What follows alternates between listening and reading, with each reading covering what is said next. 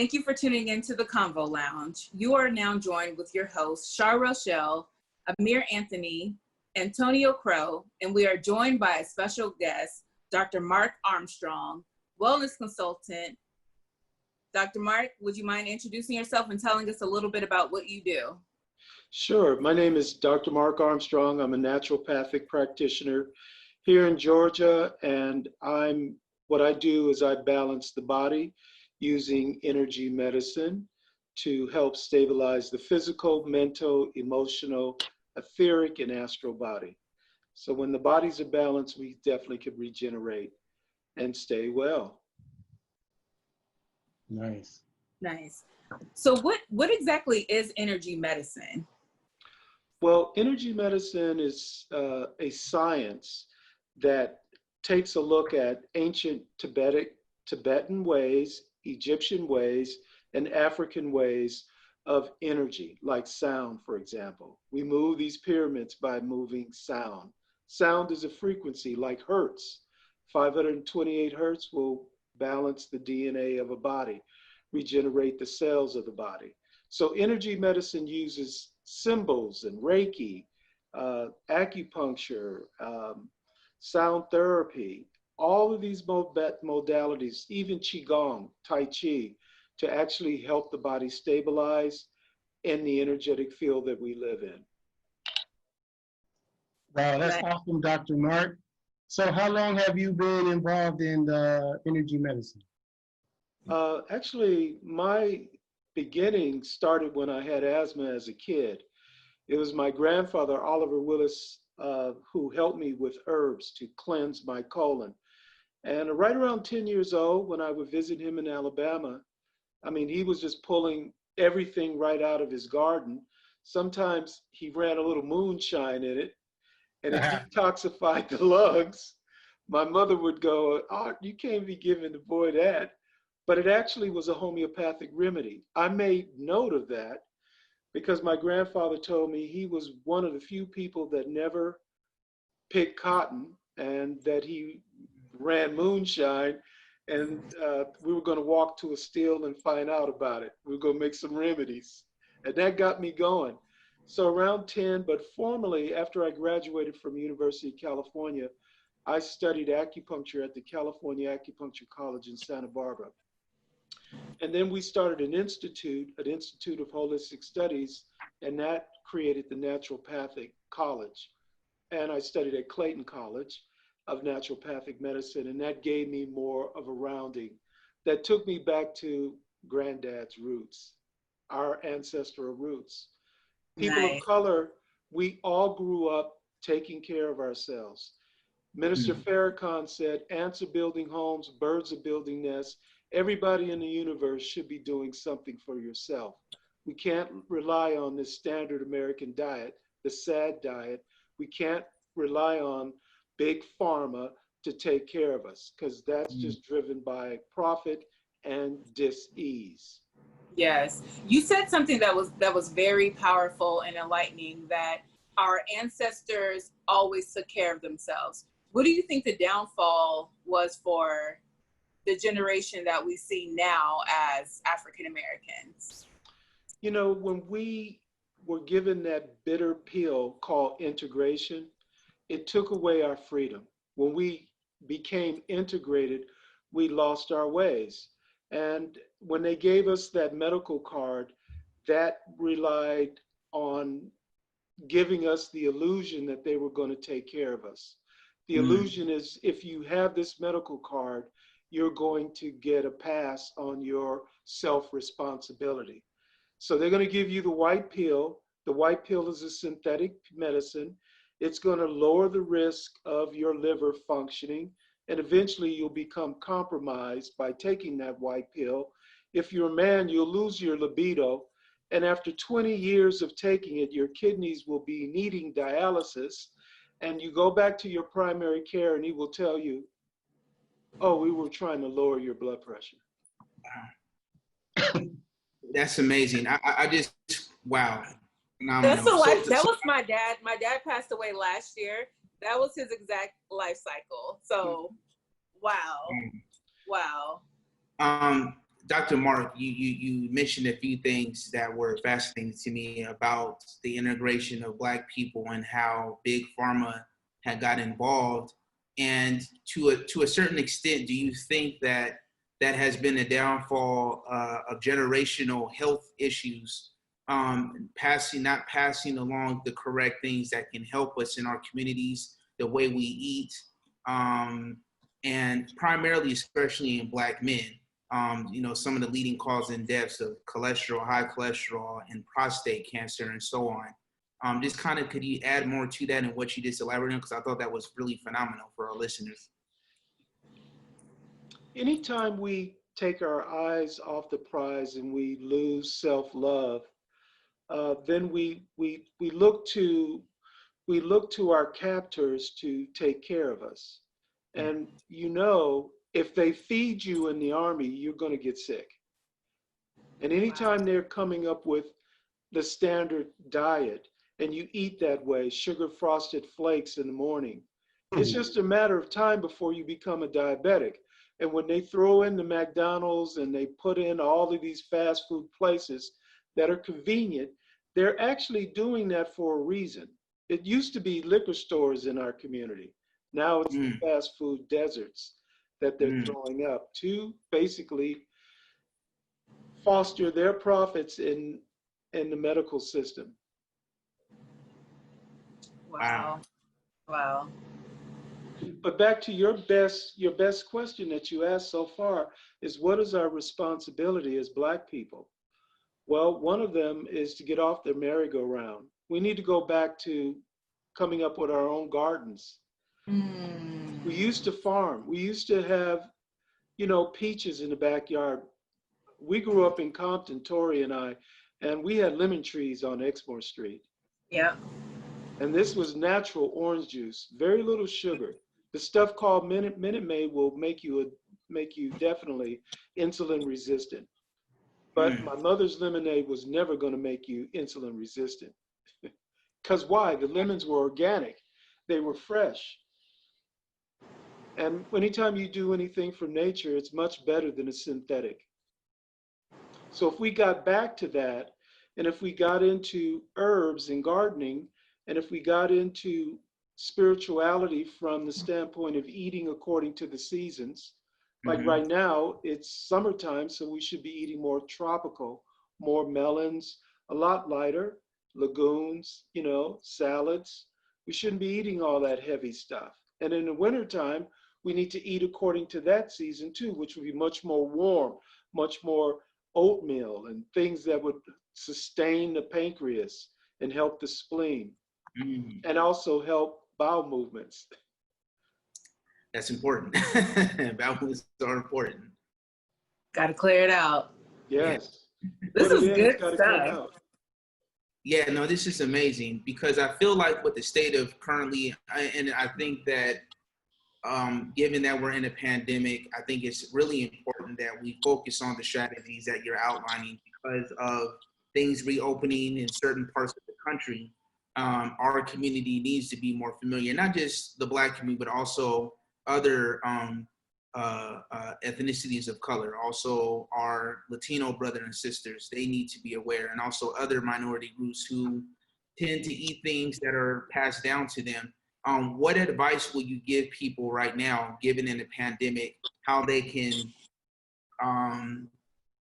reconfigure their health system? Well, one of the things that I want to talk about is the pandemic. COVID-19 is, it gets a lot of play in the news, but what's underneath COVID-19, and it is basically 5G. When they threw up 5G in our communities, it knocked out people's immune system. That's really what's behind people getting sick, is this radiation poison. This smart TV, the 5G, now the TVs are so smart they can watch and surveillance your whole entire house. You think that you're not being watched? Oh yeah, from the satellite, they can see every conversation, every dime, every nickel that comes into your house.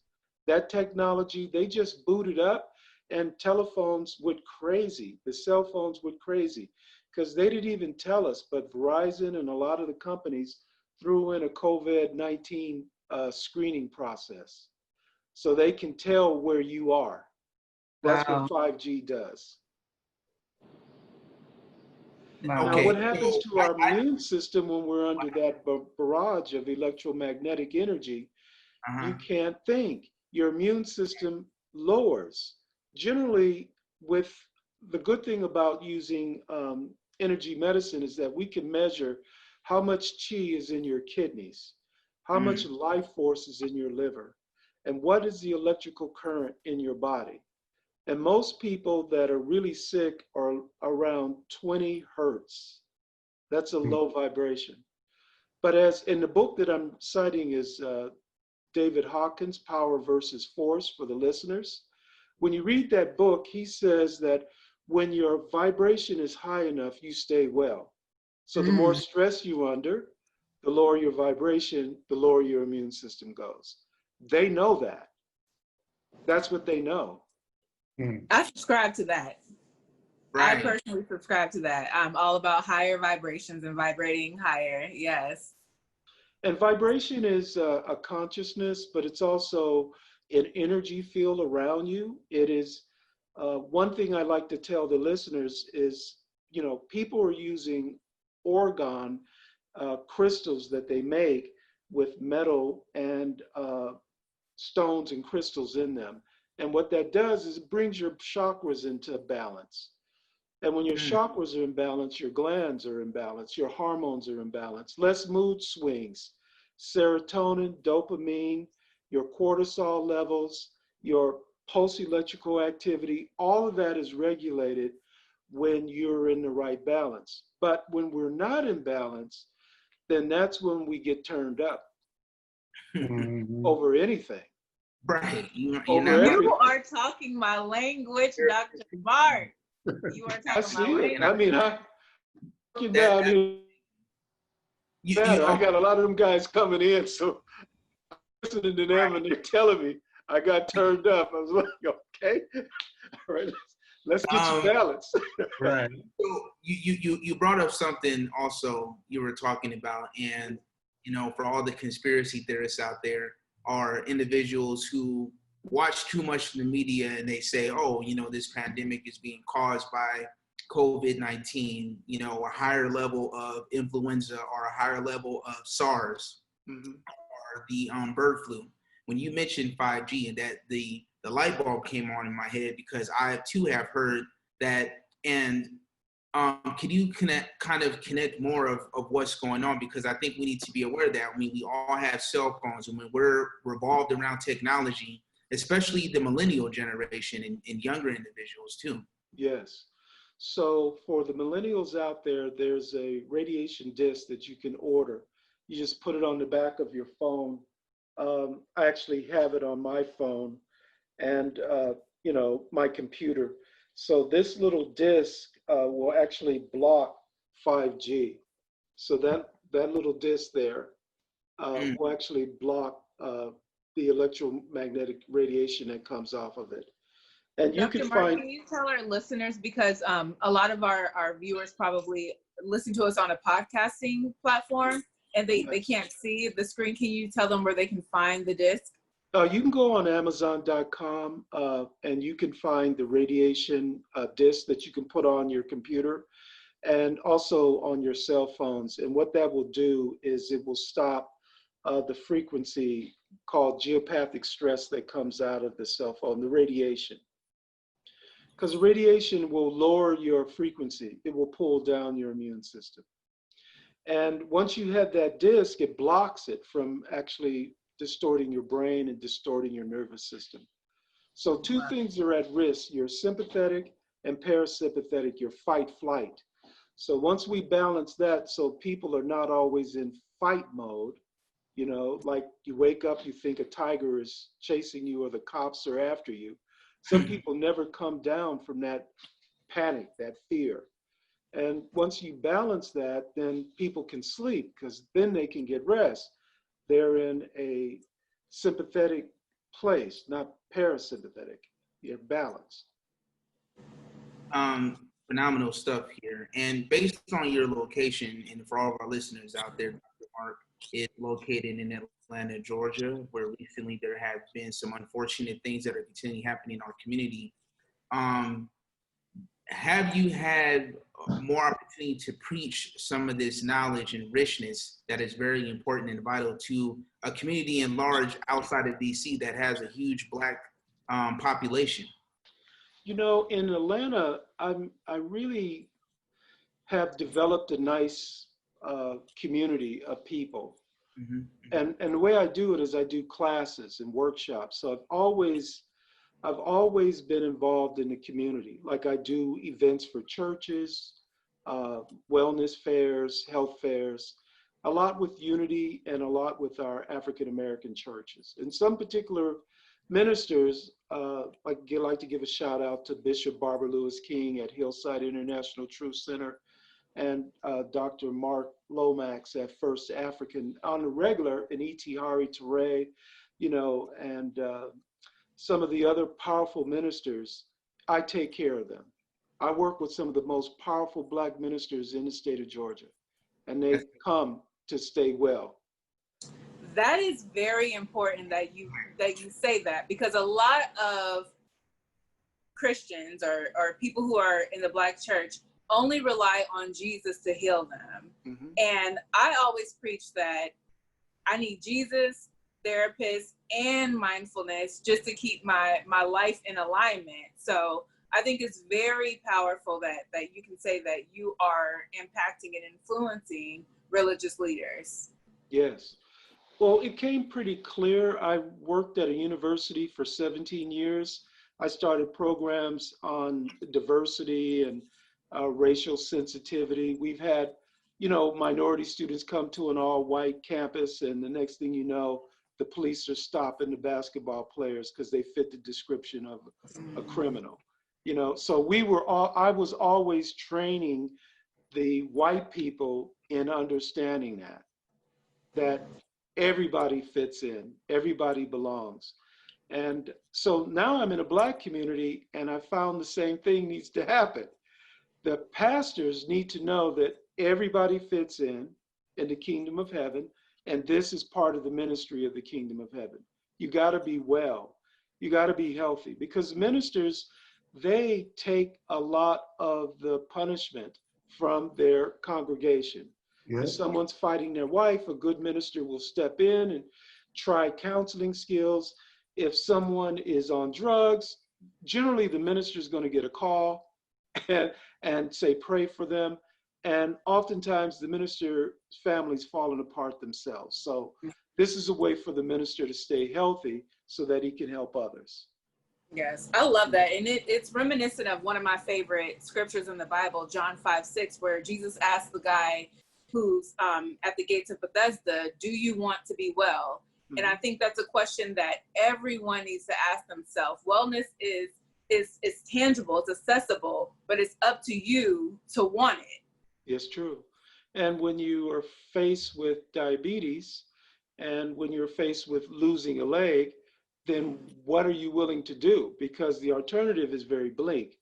But yes, you can change your diet, you can detoxify, you can come off the sugar, you can actually walk, get your circulation back, and these herbs and these homeopathics and this energy work can help repair your body. Yes. And many of them come faithfully, like once a week. Right. No, this is rich. This is definitely rich, and I definitely appreciate the fact that you have connected to the Black church, because I feel that, to Char's point, we have always relied on the church to guide us in a lot of things, primarily with our health and our spiritual being. And I feel that your connection and bringing you involved into the congregation does definitely help. Along the lines of that, have you had more success connecting with people using your platform via technology, or using certain applications to connect to the younger generation as well? Now, the younger generation seems to not follow Facebook.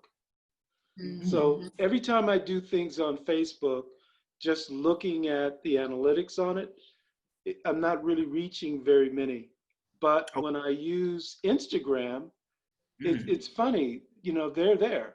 They respond in nanoseconds to Yeah. it. So I'm starting a campaign, you know, just using Instagram.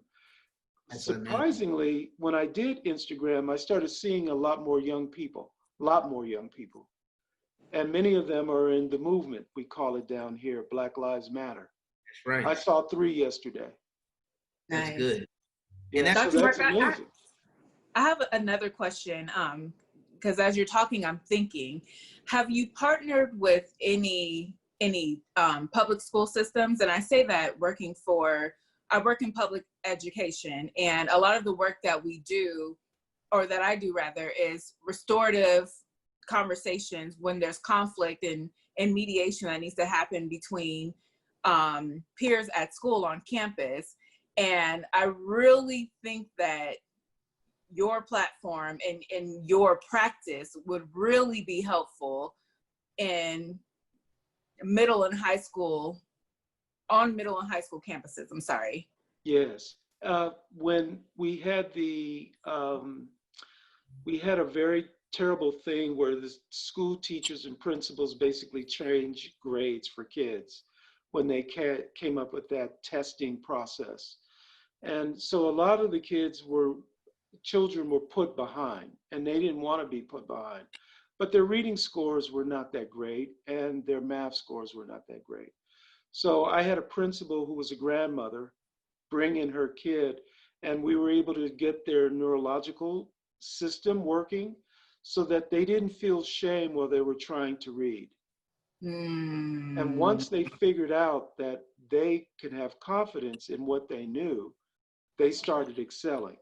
I took 12 kids over the summer and I changed their lives.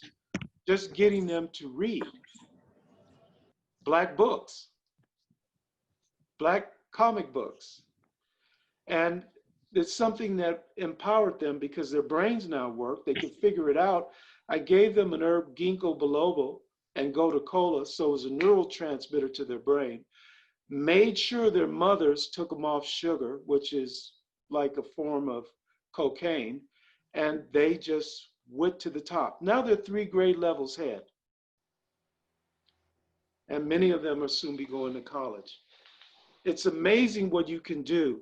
Now that group is gone. Now the younger parents have to learn about me Yeah. because the teachers, the principal, that grandmother is no longer there in the community. And she's a great grandmother probably by now. So I have to go back and get them. And I think the Instagram and some of those things would be ways of reaching the younger generation. But I'm also duplicating myself. I have interns, I'm training them. You're only as good as your legacy. You know, if you can leave something behind, then it will continue. No, that's definitely true right there, and I'm glad that you have tapped into the generation outside of. I would assume that the millennials, I believe, they're Generation Z. So that is Yes. wonderful that you are connecting to a generation that can also, in return, teach their elders and teach their loved ones. Because I think that, you know, when you think of generational wealth, it's not monetary, it's also your wellness and your healing and your health as well. And I think that that's primarily important in pockets where there's low socioeconomic situations that are going on in those communities. Charlotte's point, you have a wide range of those that are in the public school system where the food that they're eating is not nourishment for their bodies. I work in the higher education setting, so there is more emphasis on eating a little better because you're dealing with more adults. But you may have some that are in the college setting are still eating the incorrect foods. But I believe a question I wanted to ask you is athletes. What do you think is essential for athletes that someone is a huge sports fan like myself, basketball and football? What success, or have you had a chance to kind of outline what is very important for the athletic person, even if they're not professional, even if they're just recreational? You know, I've had a chance to work with some of the football players and some of the Olympic athletes in track and field. over the years, hurdlers, sprinters, and long jumpers. And I too, at one time, was an athlete and ran track and did those kinds of activities. So I have a big, say, connection to athletics. And what I know athletes need is nutrition. In order to get the most out of your bodies, it's what you eat. It's not necessarily the physical part, but it's also the mental part, the discipline. And we looked at, say, Kobe Bryant, and you could see the discipline that he had to match his talent. So now you just need the nutrition to give your body the strength that you need from glyconutrients, from metabolic, or the basically your macroids have to be really good to sustain the energy that you want to put out. So the key is, managing the oxygen in your body, taking care of your immune system, making sure you got good blood, cleansing the blood, making sure your liver is good, and that you balance the carbohydrates with proteins and good fats and lots of vegetables. Nice. If you can do that, you could really participate a long time in athletics. That's amazing to me because I had picked up golf over the last year or so. I played basketball and football and ran track as well. But when it comes to now to diet and nutrition, what about the things that we do put in our body for those who, are enjoying life, like myself, who tend to, every now and then have a hamburger or French fries, or eat or every now and then they indulge in socially drinking, if that's the thing that, Well, let's keep it real. You live in a real world with real life stress and toxins. So the key is balance. Okay. Okay. I can do that. If you're going to have a good time, then have that good time and really enjoy yourself. And then when you're back in the grind of being well, then you stay there until you need to make balance. That's the key. I would say once a week, it's okay to really live a good life and enjoy the balance of the life. But 90% of your life, it should be quite disciplined if you want to live to be in your late 90s and 100s. Wait, so balance is in 50-50?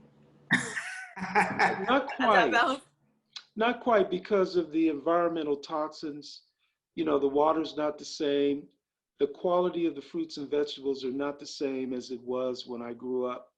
The pesticides, the chemicals that they're using are really, Monsanto's they just bought Tuskegee University. This is a Black institution where some prominent people came and taught us about the peanut. And now they're just figuring out how to make paint smell not like paint. Mm-hmm. Wow. That's phenomenal. Along the lines of, I think you mentioned earlier about what we drink and put in our bodies. What are your thoughts on the type of water that we consume, commercial water? I for one, am drinking some right now that I just bought from the store, but I know what's popular right now is alkaline water and things of that nature. But what are your thoughts on that in our households? What type of water should we consume?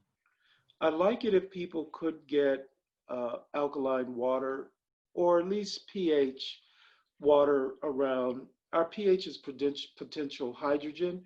We need to be about 7.5. So if you're drinking water that's acidic, that's not good. To alkaline the water is really good. You can add lemon to water, and that will alkaline the water, organic lemon. That would help bring it up to a 7.5. So if you do things like that, that will actually help you.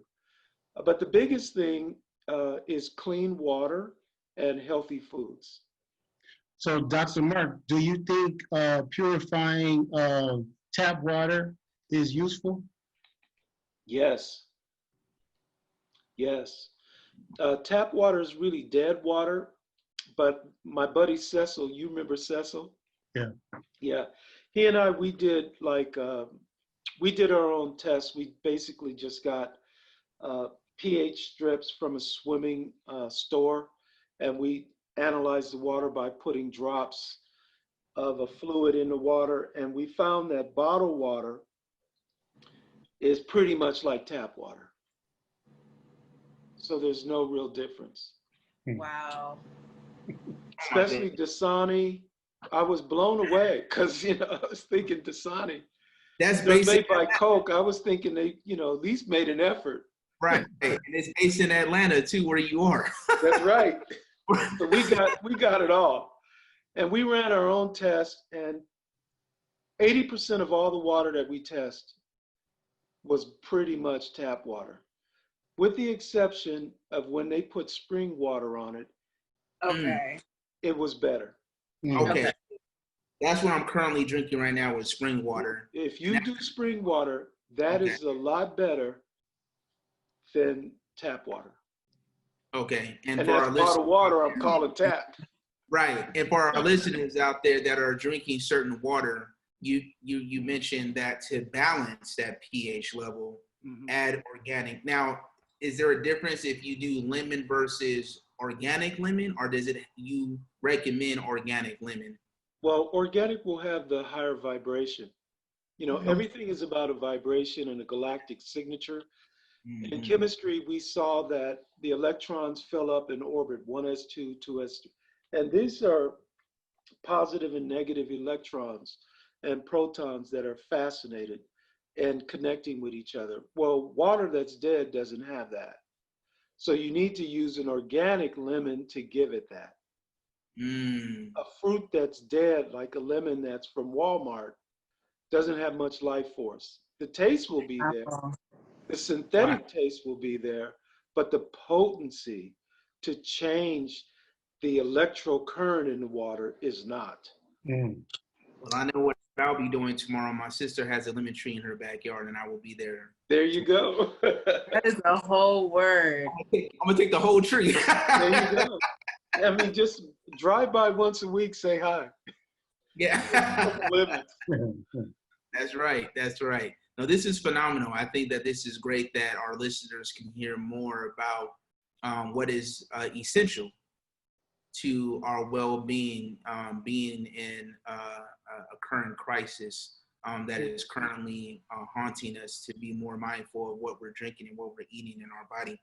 What else more do our listeners need to know more about that is valuable in this current season that we're in? Well, in our current season, many people are experiencing a lot of trauma. And trauma is coming from many sources. It's coming from employment or underemployment. It's coming from Social Security benefits being cut down and threatening to be taken off. It's coming from the small business loan that a lot of Black people have applied for but didn't get. So the trauma it's multifaceted. It's coming from a lot of places. More domestic violence are happening now that people are home with their kids. Husbands and wives are getting greater divorces because they finally got to talk to each other or not. When they worked and they were like roommates, it was fine. But now everybody's been sheltered in place. I mean, just the electronic divorce rate is through the roof down there in Georgia. So I want to talk. People are getting divorces in the middle of the quarantine electronically? Yes. Wow. Yeah. Wow. And they don't want to deal with it, so the attorneys down here know how to get your money. So you can just file online and then do a conference call and it's done. Amazing. That's yeah. I mean, the judge comes on and says, well, did you do counseling? And you say, well, no, because in the state of Georgia, you have to go to counseling before you get to, I mean, basically, it's not really counseling. Let's just be honest. It's mediation. So the mediation guy says, would you like to talk to her? And the guy says, no. And he goes, well, okay, then I'm gonna recommend, would you like to talk to him? And she says, no. Then is it irreconcilable differences? I'll tell the judge that. Judge comes on, done, $750. Wow. Done. That's really unfortunate. First of all, that there are divorce rates that are being in a higher flux, given that we're in a global crisis and families cannot live in harmony and have synergy and move forward. So, and it's sad that the babies, are not able to get lunch. When they were in school, at least it was lunch. Yeah. right. And now, some schools in the neighborhood are actually still providing lunches for kids, Yes. because many kids wouldn't get lunch because some kids don't really have parents. Mm-hmm. Yeah, it's unfortunate. It's unfortunate. I know DC, that was one of our biggest red flags when we had to transition into distance learning was, can we really close schools? How are children going to be fed? And luckily, a lot of community organizations stepped in and helped the school district. The school district was providing sites for all of our entire district. And then we have Jose Andreas, who opened up his restaurant to provide meals to homeless and low-income families as well. So luckily for DC, our community band together. But when COVID first hit the district, that was our number one concern, was how are these students going to be fed? And from a healthcare standpoint, holistic health, those are the people that I work with, their families, their grandparents. Those communities need a lot of help. So we're finding ways to plug them into food banks and, get the churches to step up. Many of my friends that own churches, that run churches, I should say, are definitely have food programs and things for the children. That's phenomenal right there. Thank you for sharing that part right there. But that's a trauma. Yeah. That's a trauma. Yeah. And our governmental system, we got to do some work, because the census that they get on unemployment are not accurate. The numbers that they come up with, they're always touting Mr. 45th. We're back to work, everything is going strong. There are many people that don't even fill out those papers. They're just hustling. Yeah. I made sure I filled mine out this year for sure. As soon as I sent it electronically. Yes. Yeah. So speaking of, so how can a person heal themselves from PTSD? Now, post-traumatic stress, one of the things that we know that will help them is meditation.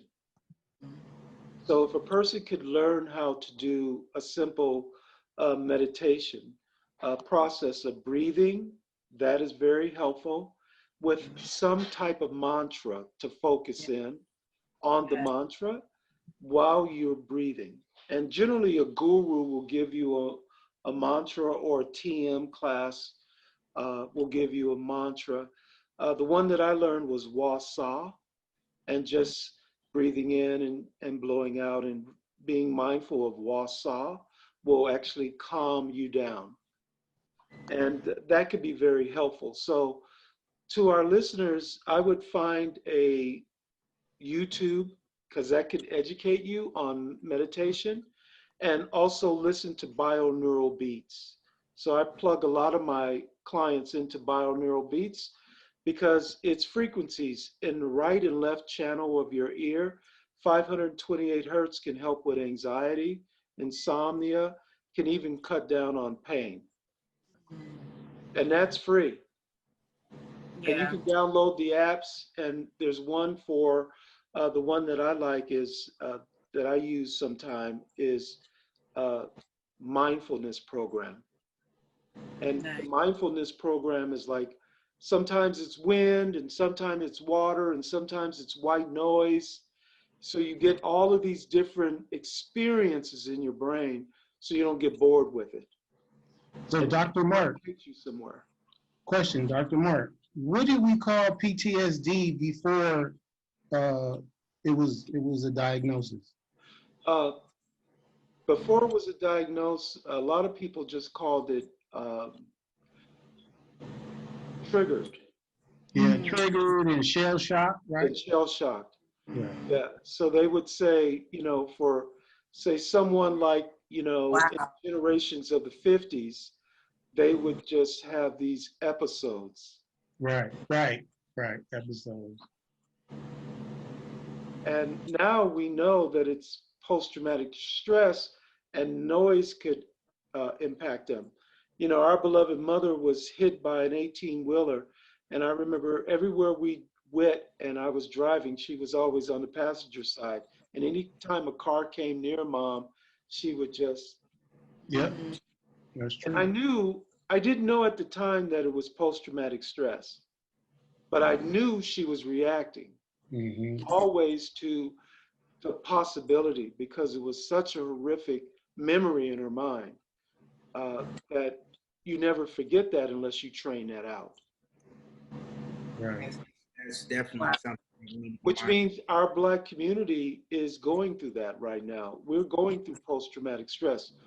400 plus years of Willie Lynch programming has led us to a place where we do not trust anybody. Right. Not even our own. No. Not even our own. Not even our family, our own flesh and blood. Yes.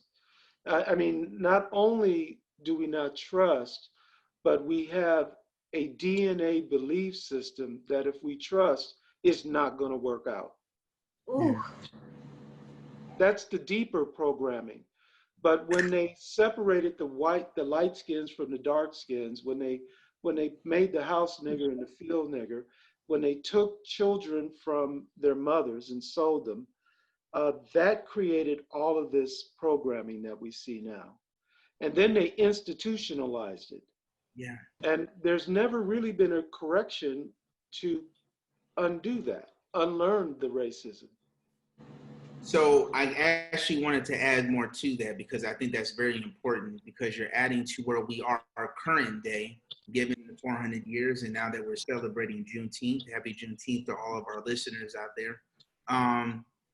You added something that I really thought of, because I had the chance last year to visit my sister Shar in DC, and I had the opportunity to visit the National Museum of African American History and Culture. And I was blown away, because I feel as Black people in our community, we think we know it all and that we are familiarized with our history, and we don't look deep into what really has triggered our community and haunted us for hundreds of years. And you said something that definitely resonated with me, is the broken system that started really in slavery and has become institutionalized and systematically hurt us. Is there hope? Yes. I have a lot of hope. My hope is in us reclaiming orders of love.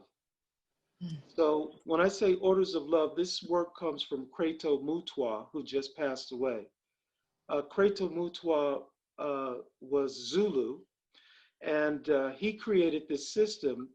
Yeah, he created this system that was called the soul constellation, that we're all part of a soul, a collective soul. Yes. And that at the level of the collective soul, there is an order of love. And that means the ancestors are first, we remember them. And then we remember even the children that were aborted, they have a place, and we call back their spirits. If not, then their entanglement. So let's just say someone gets together and they don't mention that there was a child that was born before, and they say, this is our firstborn. Well, that firstborn that you think has 3 other people in front of it, energies. And that child that is part of that family of the union is fragmented from that point on, because the others assume the role of being first. So there's always competition when the orders of love are not understood.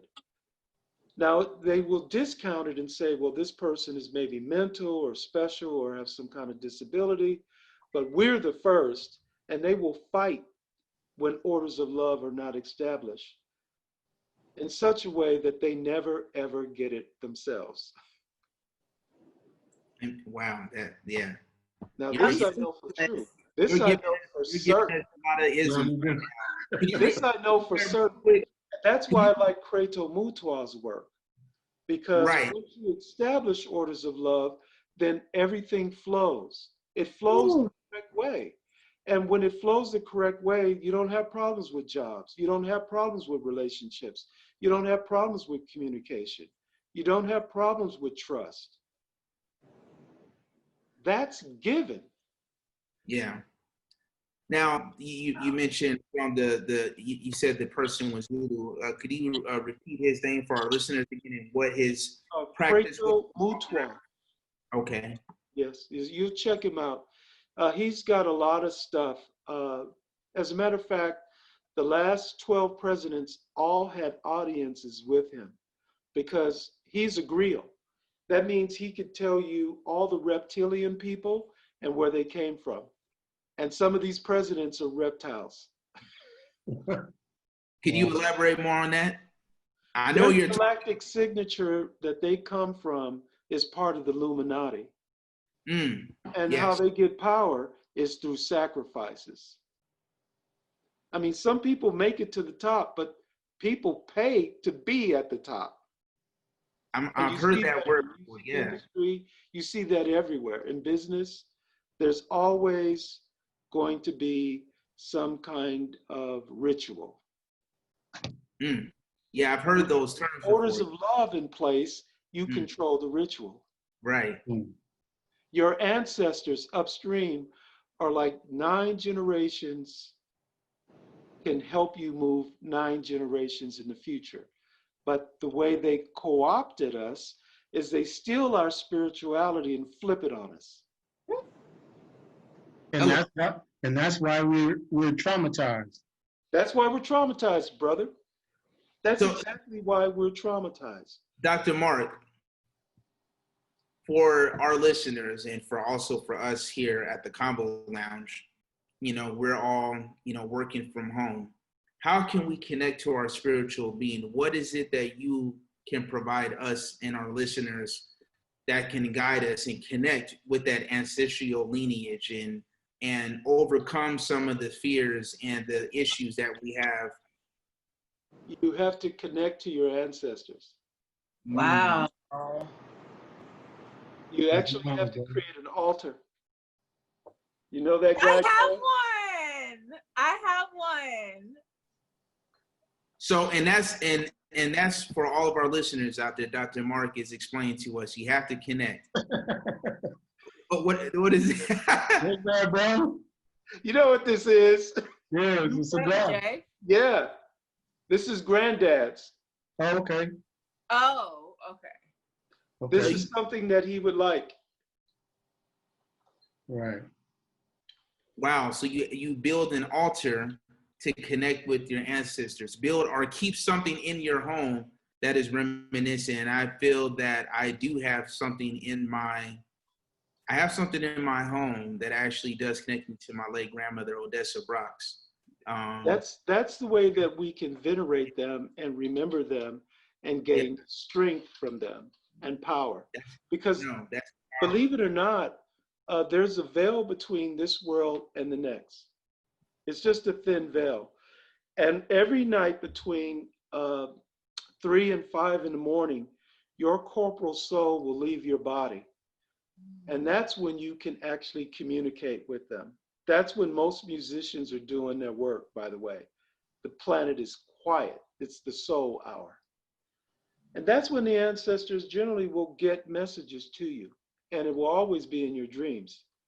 But you can't be so polluted with the stress and the WOWs, the worries of the world, that you don't hear from them. But building an altar and giving fruits and vegetables and gin and alcohol, the things that they liked to drink on the altar. I ran out of moonshine, but I had some. I love it. Putting that on the altar, flowers and the things that coffee for my mom, she liked coffee. You know, having those things, and you can see them evaporating. They actually suck all that out. That's the way to connect. That's, Dr. Mark. You feed them. And now every culture does this. The Japanese, Tsukio Mahikari, they take the dresser drawer and nobody knows. They pull out the top dresser and it's an ancestral shrine. They're going 9 generations. Because you can get help for your finances by doing that. You can get help for your health by doing it. Remember, everything is upstream. What you have is genetically, epigenetically connected to them. So sometimes they didn't heal, but you can help them heal here. Hmm. They will be back. They will be back. Sorry Because about we're the the family. ancestors. We came back. I gotta tell you all, Dr. Mark is giving us the truth, you guys. This is beautiful. Okay, so Dr. Mark, I have a real question. This is a very transparent question, just me being vulnerable. I had a fractured relationship with my grandmother. Yeah. How do I connect with her? And I had it like even beyond her passing away. I have since forgiven her, of course, but like, is there a connection that I can still make with her even though our relationship was fractured when she was alive? Yes. I like to give you compassion exercise. And this compassion exercise, see, our ancestors didn't have it all right. You know, they went through the dark night of the soul too, which is what we're going through. Many of them were brought up in a time with their own demons. But this compassion exercise will help you. So I would say, what's your grandmother's name? Betty. Betty. Which is so crazy. Oh my gosh. Yes. Oh my gosh. So I'm going through this spiritual, this 21-day spiritual journey, and it had us name the inner critic that's in our head. Yeah. And I named mine Betty, not even connecting it with my grandmother. Like I just had that aha moment right now. Yes, yes. Wow. So that inner critic is called an enneagram. And enneagrams are thoughts, feelings, and emotions that created a, let's say, content in your brain that now run your life. Yeah. Just like Betty's life. So someone was a critical parent, therefore she learned how to be critical. Mm-hmm. So here's the compassion exercise. You would say, Betty, just like me, you're seeking help, happiness, just like me. Betty, just like me, you're avoiding suffering, just like me. Betty, just like me, you are finding your way through life, just like me. Whew. Now, when you offer that compassion to Betty, which is your DNA in you, that critical archetype in you, you diffuse that. You diffuse it in you. But also, since she's your epigenetic DNA, she gets it on the other end. That's what Krito Mutwa said. It's a morphogenetic field. The field is huge. The field is so powerful that you can really think about someone and they will probably call you. Yes. Yeah. Yes. That happens to me all the time. Yes. And if your vibration goes up to at least 600 on the map of consciousness, you can begin to manifest things. You can say, well, you know, today I like to make $1,000, and boom, at the end of the day, somehow, if you don't hold on to how it's got to look, yes, you'll have that $1,000. Yes, yes. I definitely believe in the power of manifestation. The last year of my life has been a direct result of, you know, setting intentions and manifestations and detaching from the how and just allowing God, the universe, I call it God, the divine, to work it all out. Yes. So by offering compassion to Betty, then it does free you up.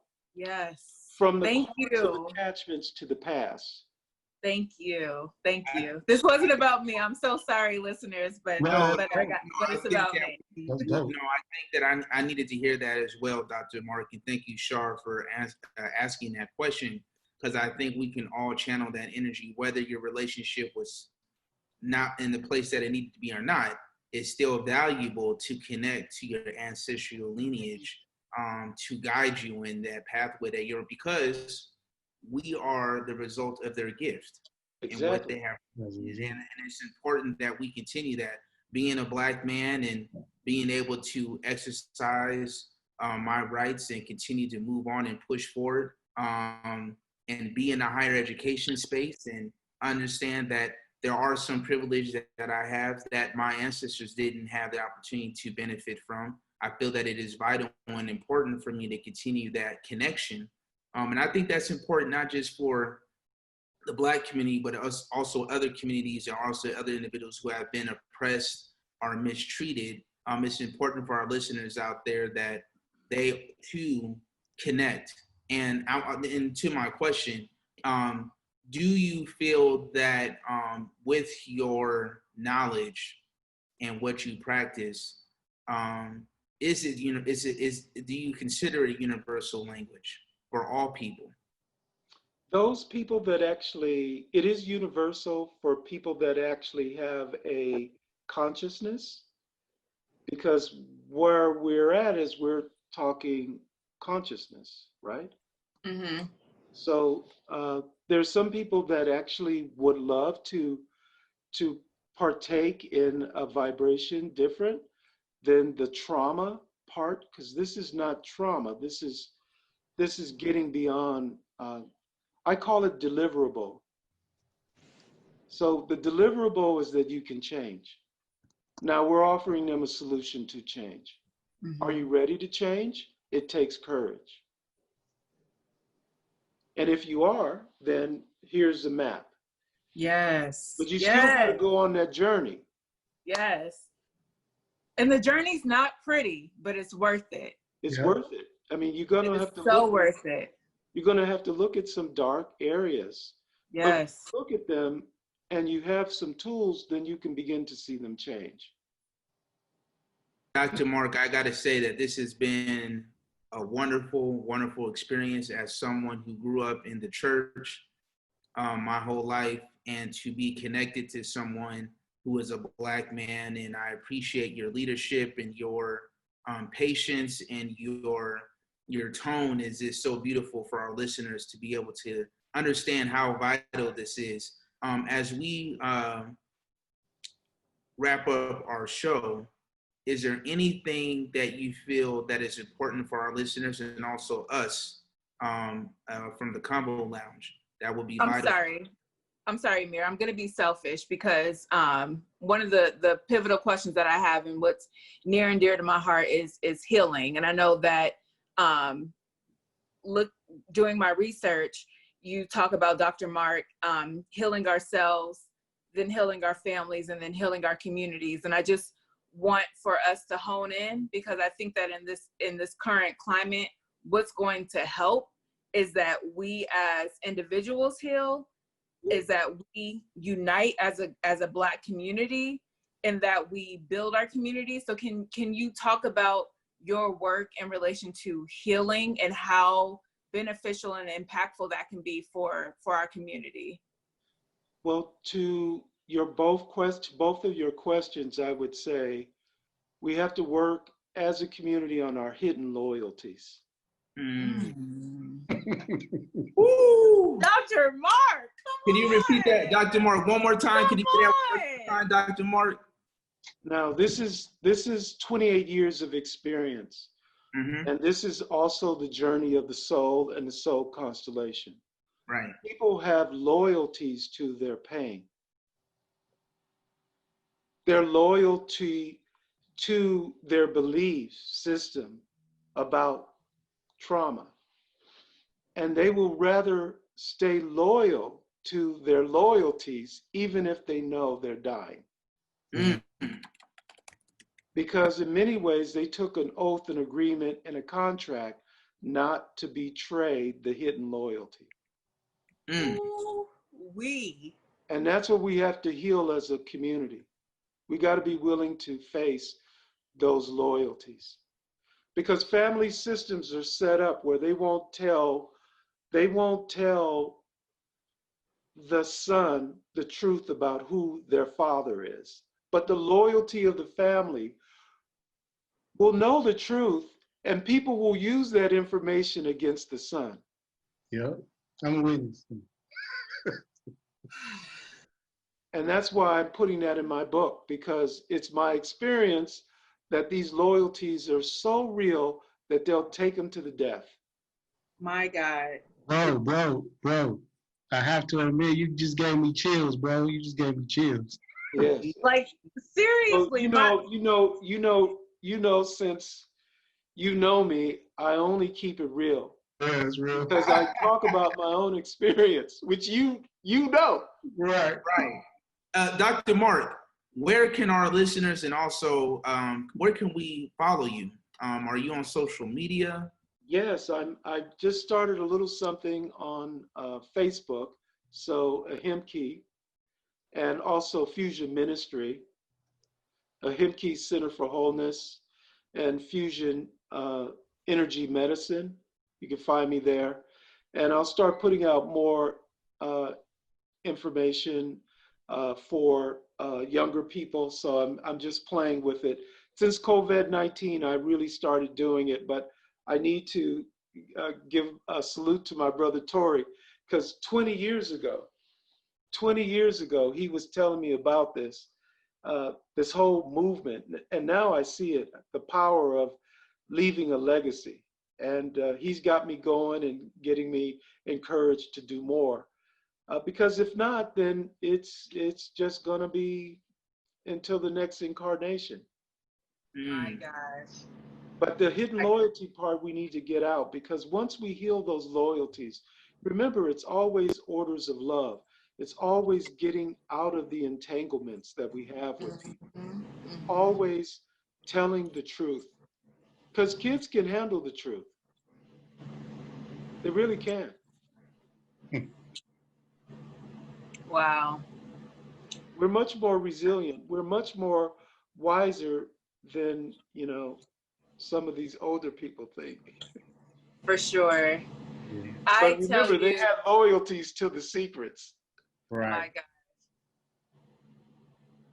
Dr. Mark, thank you so much for your time. When I tell you, you have filled my cup, I am literally overflowing right now. So thank you for your gift. Thank you for sharing your gift with me, with us, with our audience. I know that you are a guest of Antonio Crow, but I tell you, I feel like the universe did this just for me. So I'm going to selfishly thank you from like all the gratitude inside of me.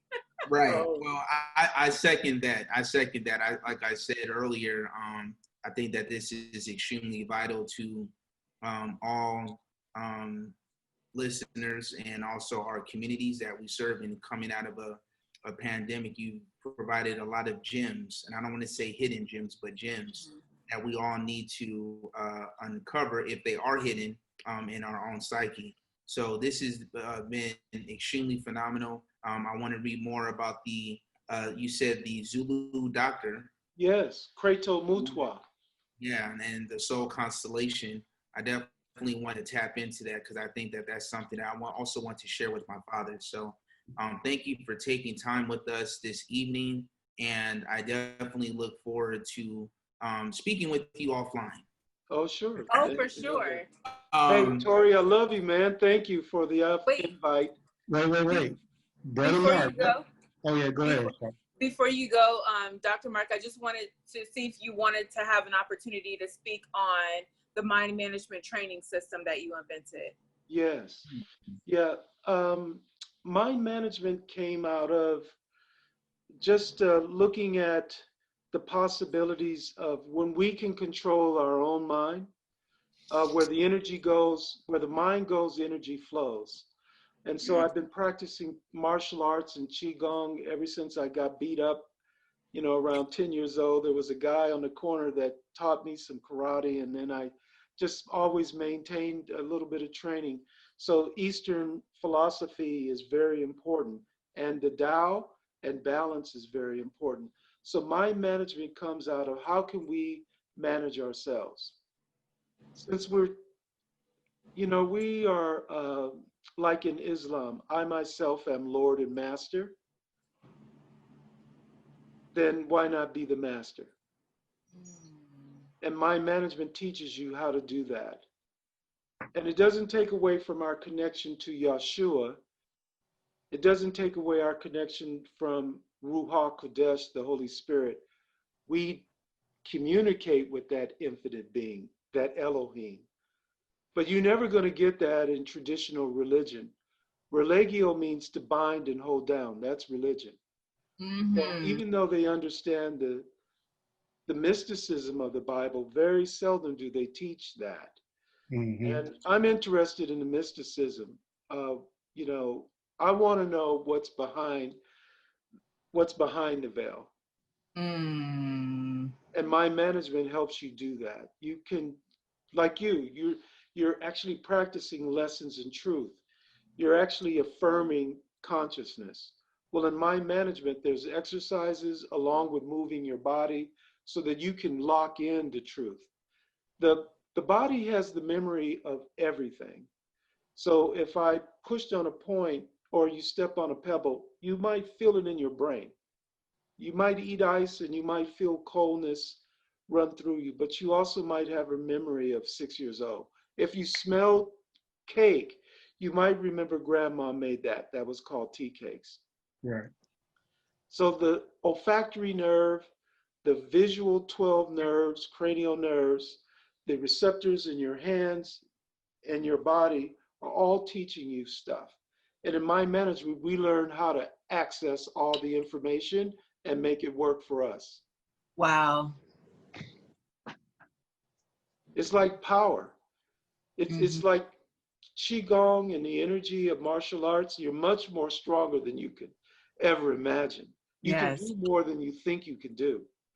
When you think you're tired, sometimes is when you do your best in football or track. You could be throwing up from eating pizza and go out and drop 50 like Jordan did. Like Jordan did.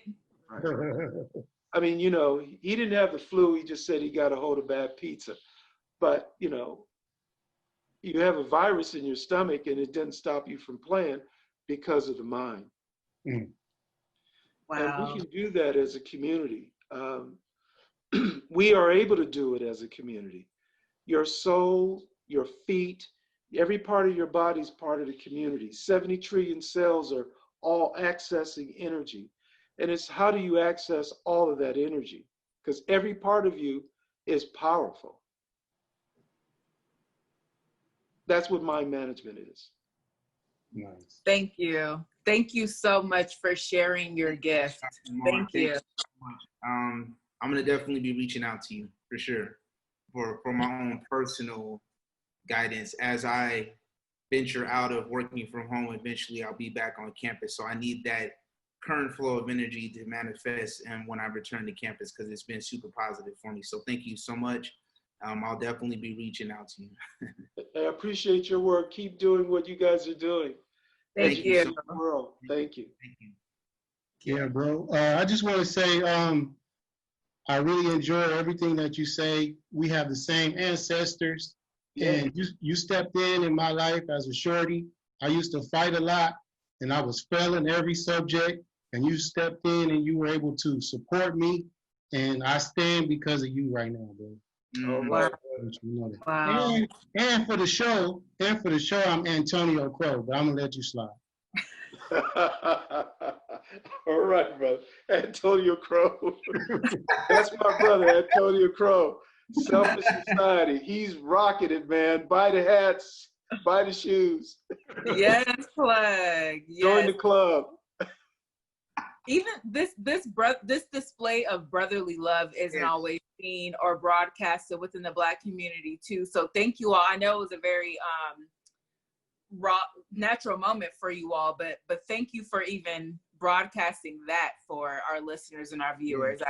I appreciate you all so much, and as Black men, you know, as I sit here as a queen before you kings, like, I'm just so honored to be in y'all's presence, and in a presence where, you know, a lot of the community tears Black men down, but I have 3 Black healers that are surrounding me right now. And a lot of Black queens can't say that. So I am, again, just overflowing with love and gratitude right now. Well, thank you. We're really excited that you are part of this bigger conversation. That's powerful. Thank you. All right, y'all. That's it. Thank you for joining us on the Convo Lounge. And we will definitely be posting this on our YouTube page. And also you can follow us on Instagram at the Convo Lounge, on YouTube at the Convo Lounge. On our Instagram, you can also follow us and check us on our Apple and Spotify podcast. Thank you once again for tuning in. Peace. Peace. Take care.